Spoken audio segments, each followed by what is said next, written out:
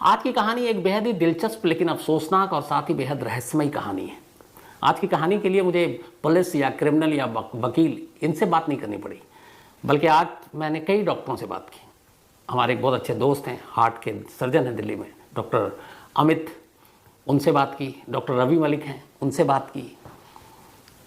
एक दो और लोगों से बात की, सिर्फ ये जानने के लिए कि एक इंसान का दिल, अगर दो इंसानों का दिल उठाकर टेबल पर रख दे तो क्या पहचाना जा सकता है कि ये मेल का हार्ट है या ये फीमेल का हार्ट है, ये लड़के का दिल है या लड़की की दिल है। दिल को लेके तो बहुत सारी हम लोग बातें करते हैं, लेकिन हकीकत में, असलियत में, और क्या कोई किसी का दिल चुरा सकता है? इश्क में नहीं, ऑपरेशन टेबल पर ऐसा भी है। वैसे हार्ट ट्रांसप्लांट होता है, आप सबको पता है, लेकिन उसके लिए बहुत सारी चीज़ों की ज़रूरत होती है। टाइमिंग बड़ा मैटर करता है, उसके लिए आपको मेडिकल एक्सपर्ट्स की ज़रूरत होती है। ये नहीं है कि कोई चोर आया और आपका सीना खोले और दिल चुरा कर ले जाकर किसी और के दिल में लगा दे। ये मुश्किल है, बल्कि नामुमकिन है। लेकिन आज की कहानी एक ऐसी लड़की की कहानी है, 19 साल की एक ऐसी लड़की की कहानी जो पिछले लगभग 11 साल हो गए देश की अपनी सबसे बड़ी जांच एजेंसी सीबीआई भी इस केस को सुलझा नहीं पाई है, क्योंकि शायद सीबीआई के अपने हिस्से में भी ऐसी कोई दूसरी कहानी या ऐसा कोई और केस अब तक आया ही नहीं। इस केस के बारे में जो भी सुनता है हैरान रह जाता है, और इसमें बहुत सारी चीज़ें हैं जिस पर बहस की जा सकती है। सनम हसन, 19 साल की एक लड़की, मुंबई में घर, एक अच्छे परिवार से। सनम ने फैसला किया कि वो फैशन डिज़ाइनिंग में अपना करियर बनाएगी। माँ बाप ने उसके इस फैसले का स्वागत किया और उसके बाद उसे पुणे भेज दिया। पुणे में उसने सिम्बेसिस जो कॉलेज है वहाँ पे दाखला ले लिया, फैशन डिज़ाइनिंग, फैशन टेक्नोलॉजी में। सेकेंड ईयर में ये पहुँची थी। 2012 की बात है। 3 अक्टूबर को सनम का बर्थडे था। सनम के कुछ दोस्तों ने उसका बर्थडे सेलिब्रेट करने का फैसला किया। अच्छा, सनम पढ़ाई के साथ साथ एक नामचीन ब्रांड है ऑल्डो, उसके लिए पुणे में ही एक फिनिक्स मॉल में उनका शोरूम था, तो वहाँ पार्ट टाइम जॉब भी क्या करती थी। तो उसके दोस्त और उस जहाँ जॉब करती थी उन लोगों ने मिलकर सनम के लिए एक बर्थडे पार्टी रखी 3 अक्टूबर की रात को। सनम चूँकि सिर्फ 19 साल की थी, वो कभी नाइट आउट करती नहीं थी, तो उसके दोस्तों ने और उसने मुंबई में अपने पेरेंट्स से बात की। सनम के पापा ने इजाज़त दे दी। उन्हें लगा बेटी का बर्थडे है, दोस्तों के साथ मनाएगी। इसके बाद खुश 3 अक्टूबर की रात को एक पार्टी हुई। रात गुजर गई। पार्टी से पहले सनम ने अपने पेरेंट्स से बात की, फिर अपने मामा से बात की। सुबह हो गई। सुबह मुंबई में सनम के पापा के पास एक फ़ोन आता है। फ़ोन सुनते ही पापा और उसकी माँ दोनों के पैरों तले ज़मीन खिसक जाती है। फ़ोन करने वाला सनम का दोस्त था और कहता है कि सनम की तबीयत रात को बिगड़ गई पार्टी में, और वो इस वक्त पुणे के एक हॉस्पिटल में एडमिट है। अपनी बेटी जो अभी तक बिल्कुल रात तक बर्थडे पार्टी मना रही है, उसके बारे में ऐसी खबर सुनकर बदहवास माँ बाप सीधे मुंबई से पुणे पहुँचते हैं। भागकर हॉस्पिटल जाते हैं। हॉस्पिटल जाते हैं तब वहाँ एक इससे भी बड़ी बुरी खबर उनका इंतज़ार कर रही थी। डॉक्टर बताते हैं कि सनम मर चुकी है। पूछते हैं कैसा हुआ, फिर दोस्तों से पूछताछ हुई तो पता चला कि रात ठीक थी, अचानक उसकी तबीयत बिगड़ी। बिगड़ने के बाद उसे सुबह हॉस्पिटल ले जाया गया, और हॉस्पिटल में सबसे पहले एक रूबी हॉल क्लिनिक है, वहाँ ले जाया गया। तो वहाँ डॉक्टरों ने डेड डिक्लेयर कर दिया। इसके बाद फिर सनम की बॉडी को ससून जनरल हॉस्पिटल है एक पुणे में, वहाँ ले जाया गया और वहीं रख दिया गया। अब माँ बाप अपनी इस बेटी की अचानक मौत से परेशान कि बिल्कुल ठीक ठाक 19 साल की उम्र, कोई बीमारी नहीं, अचानक कैसे हुआ। पोस्टमार्टम रिपोर्ट आती है। इसके बाद पोस्टमार्टम रिपोर्ट जब सामने आई तो माँ बाप के साथ साथ जिसने भी इस रिपोर्ट के बारे में पढ़ा, सुना, देखा, उसे लगा कि ये क्या, ये कैसे हो सकता है। पोस्टमार्टम रिपोर्ट में लिखा था कि सनम ने पार्टी के दौरान या जब भी अल्कोहल का ज़्यादा इस्तेमाल किया, उसका हार्ट जो है वो 70% ब्लॉकेज था, और ऊपर से ये नशा ये जानलेवा बन गया और उसकी मौत हार्ट अटैक यानी दिल का दौरा पड़ने से हुई। 19 साल की सनम की मौत दिल का दौरा पड़ने से हुई, 70% ब्लॉकेज।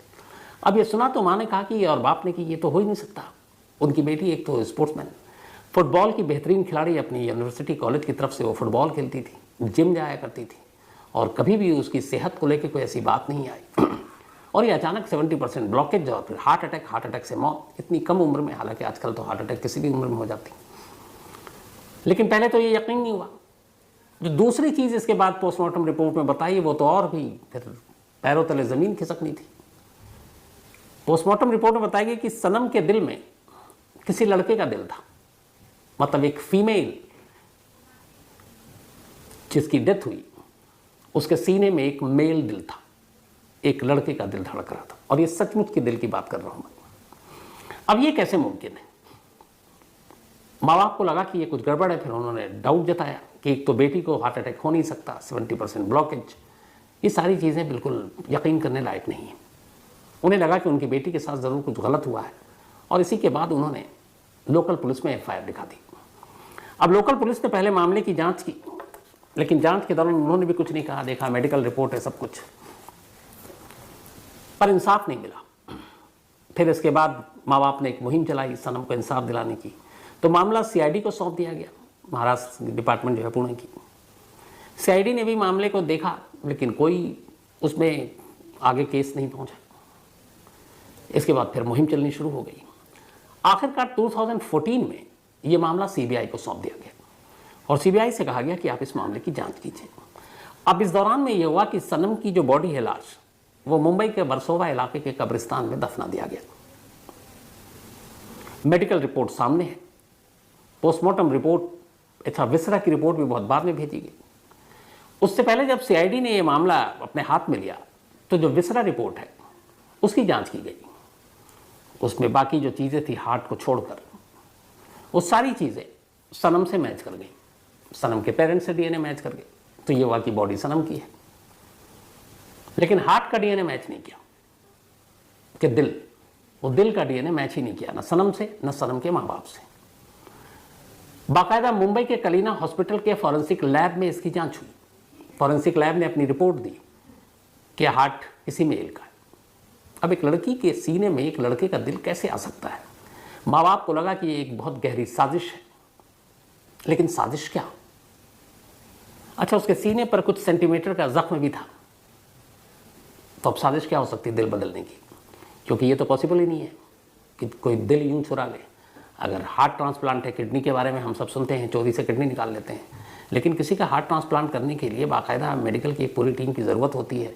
एक टाइम होता है कि इतने से इतने देर के अंदर इस हार्ट को एक दूसरे हार्ट में आपको ट्रांसप्लांट करना है, उसके लिए बारीकी चाहिए। एक दिल जो होता है उसको आम लफ्ज़ों में हम कहें तो करीब 12 रस्सियों से बंधा होता है, रस्सियाँ बोले या नाड़ी बोले या नस बोले। तब इसी में आप देखते हैं कई बार जो आता है आर्टरी जाम है, ये ब्लॉकेज, इतना ब्लॉकेज है, तो अलग अलग नसें हैं, जो कोई खून सप्लाई करता है, जो कुछ और करता है। तब उस दिल के इर्द गिर्द जो 12 नाड़ियाँ हैं, 12 रस्सियाँ हैं, उनको कोई आम चीज़ तो है नहीं कि बढ़ई आके काट के और निकाल के ले जाकर किसी को दे देगा। उसके लिए आपको एक डॉक्टर जैसी महारत चाहिए, तो ये हो नहीं सकता। दूसरा, अगर किसी ने दिल निकाला तो आपको सीना पूरा खोलना पड़ेगा। जब सीना खुलेगा तो फिर आपको पूरा टाँके लगेंगे, तो देख के कोई भी बता देगा सीना खुला हुआ है कि नहीं, अगर टाँके लगें। एक जिंदा का, अगर जिंदा इंसान के जिसके हार्ट या ओपन हार्ट सर्जरी होती है तो उसके भी सीने को खोल कर फिर उसके बाद टाँका लगता है, लेकिन वो जिंदा है, बाद में वो टाँके भर जाते हैं, वो निशान गायब हो जाते हैं।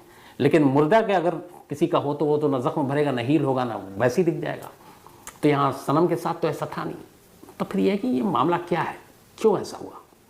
CBI अपनी जांच करती रही, लेकिन उसके बाद ये है कि जांच करने के लिए सबसे जो ज़रूरी चीज़ है मौत की वजह पता करने के लिए, और वो है दिल। जो डॉक्टर ने कहा ब्लॉकेज है 70% और मेल का है। अब यहाँ रिपोर्ट में तो ये है कि ये दिल सनम का है नहीं, तो सबसे पहले तो CBI उस सनम के दिल को ढूंढे। अब ये अजीब तरह का केस कि CBI क्या करे। खैर, CBI ने इस केस लिया तो सबसे पहले जहाँ पे जिस वर्सोवा के कब्रिस्तान में दफनाया गया, उस कब्र दोबारा खोद कर उसकी उस लाश को निकाल कर फिर से उसकी जांच कराने का फैसला लिया गया। लेकिन उस वक्त जो कब्रिस्तान की इंतजामिया कमेटी थी उसने इसका विरोध किया, शरिया कानून और बाकी चीज़ों का हवाला देकर। फिर CBI कोर्ट गई, कोर्ट से कब्र की खुदाई करने और वापस उस बॉडी को निकालने की इजाज़त दी गई। फिर दोबारा कब्र 2014 में सनम की लाश को निकाला गया। इसके बाद CBI ने इस बार जो उसके सीने में दिल था, जिसको अब तक लड़के का और बाकी चीज़ें बताई जा रही, उसको कलीना नहीं बल्कि हैदराबाद के फॉरेंसिक लैब में भेजा। हैदराबाद की फॉरेंसिक लैब से रिपोर्ट आई। इस रिपोर्ट ने केस को और उलझा दिया। कलीना हॉस्पिटल और पोस्टमार्टम रिपोर्ट में लिखा था कि सनम के दिल में, मतलब सीने में, एक लड़के का दिल है। कलीना हॉस्पिटल ने भी यही कहा। लेकिन हैदराबाद की फॉरेंसिक लैब ने यह कहा कि यह दिल तो फीमेल का है, किसी महिला का है, लेकिन ये किसी उम्र दराज यानी कि एजेड महिला का दिल है, जिसकी उम्र 40-50 से ऊपर हो, 50-60 से भी ऊपर हो। अब सनम की उम्र तो 19 साल, एजेड महिला का दिल उसके सीने में कैसे। अब ये सारी चीज़ें केस उलझा हुआ। फिर सीबीआई ने तय किया कि हम इसको दिल्ली के अपनी लैब में भेजेंगे। इस दौरान में जो बाकी विसरा की रिपोर्ट थी, लीवर और बाकी सारी किडनी विडनी जितनी थी, उन सारे की भी रिपोर्ट अब डीएनए से मैच किया गया। तो वो जो कब्र से लाश निकाली गई, वो लाश और बाकी जो सैंपल थे माइनस हार्ट यानी दिल को छोड़कर, वो सारे डीएनए सनम और उसके पेरेंट्स से मिल गए। तो इसमें कोई शक नहीं था कि लाश सनम की है। बट दिल कहाँ गया और ऐसा हुआ क्यों? अब सीबीआई ने फिर से सारी चीज़ें जानकारी हासिल करनी शुरू की। तो उस हॉस्पिटल में भी सारे रिकॉर्ड, जिस ससून जनरल हॉस्पिटल में पोस्टमार्टम हुआ, तो वहाँ से कुछ चीज़ें जानकर पता चली। और उस 3 अक्टूबर 2012 की रात को क्या हुआ उसके बारे में भी तफ्तीश की। तो पता चला कि 3 अक्टूबर 2012 की रात बर्थडे पार्टी थी सनम की, जो उसके दोस्तों ने रखी थी। और उनमें से ही उसका एक दोस्त था मोहनीश। और ये मोहनीश वो था जो उस फिनिक्स मॉल में, जहाँ ऑल्डो के शोरूम में पार्ट टाइम सनम काम करती थी, वो भी वहाँ काम करता था। और साथ में वो भी स्टूडेंट था, दोनों की अच्छी ट्यूनिंग थी। और इन लोगों ने ये जो पार्टी रखी थी वो वहीं पुणे में एक जगह पे पार्टी रखी थी। और इस पार्टी में तमाम इसके दोस्त थे। ब्रह्मा सन सिटी ये जगह थी जहाँ ये पार्टी थी। कहते हैं कि उस पार्टी में रात के 2 बजे ही अचानक, जो बयान है मोहनीश का, रात 2 बजे सनम की तबीयत बिगड़ी और उसने कहा कि मुझे कुछ प्रॉब्लम हो रही है। तो कोई भी दोस्त उसको 2 बजे रात को जब उसकी तबीयत बिगड़ी तो हॉस्पिटल नहीं ले गया, बल्कि वहीं उसने कहा कि तू इसी हॉल में आराम कर, सो जा, ठीक हो जाएगी। पार्टी में सबने ड्रिंक भी कर रखी थी। तो और ना किसी ने खबर की सनम के घर वालों को। इसके बाद फिर सुबह 3 अक्टूबर की मॉर्निंग को जब देखा कि सनम की तबीयत ज़्यादा ख़राब है या लगभग बेहोशी की हालत में थी, शायद तब तक मर भी चुकी थी, तब उसके दोस्तों की हवा ख़राब हुई और उसको लेकर वो नज़दीक के रूबी हॉल क्लिनिक पहुँचे। जब रूबी हॉल क्लिनिक पहुँचे तो वहाँ डॉक्टरों ने देखते ही कह दिया कि ये तो डेड है, मर चुकी है। इसके बाद उनमें से एक ने, इसी मोनीश ने, सनम के फादर को फ़ोन किया उनके मोबाइल पर। अब सवाल ये था कि रात 2 बजे तबीयत बिगड़ी, सुबह तक किसी ने हॉस्पिटल ले जाने की ज़रूरत नहीं समझी, पेरेंट्स को खबर नहीं की, मॉर्निंग में की। और जब हॉस्पिटल ने कह दिया कि ये मर चुकी है, तब पेरेंट्स को ये कहा कि वो उसकी हालत ख़राब है, आप आ जाइए, जबकि तब तक वो डेड थी। तो इस मामले में बाद में मोनीश के खिलाफ एफआईआर दर्ज भी हुई थी, मोनीश को अरेस्ट भी किया गया, लेकिन कोई ऐसी चीज़ नहीं थी जिससे उसके खिलाफ आगे कार्रवाई हो सके। तो उसको ज़मानत भी मिल गई, वो छूट भी गया, बाहर भी आ गया। तो ये तो पूरी रात की कहानी हो गई।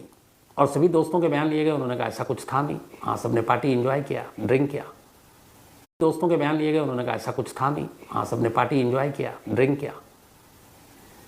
तो फिर मौत कैसे हुई? अब पोस्टमार्टम रिपोर्ट में यह कि 70% ब्लॉकेज है। अभी एक फुटबॉल की प्लेयर 10 दिन पहले एक मैच खेला था लास्ट, उससे पहले जिम और कार्डियक और ये सारी चीज़ें अपना जिम में क्या करती थी, फिट, 19 साल की उम्र, कोई भी यकीन नहीं करेगा कि इतनी कम उम्र में हार्ट अटैक हो। तो फिर और दूसरा ये अजीब कि इसके दिल में एक लड़के का दिल है, सीने में। सीबीआई ने जब वहाँ ससून हॉस्पिटल से, जनरल हॉस्पिटल से ये पूछताछ की तो एक जानकारी मिली। 3 अक्टूबर को जिस दिन सनम की बॉडी इस अस्पताल में लाया गया, उस दिन उस मॉर्चरी में सनम के अलावा 4 और डेड बॉडी थी, 4 और मुर्दे लाए गए थे जिनका पोस्टमार्टम होना था।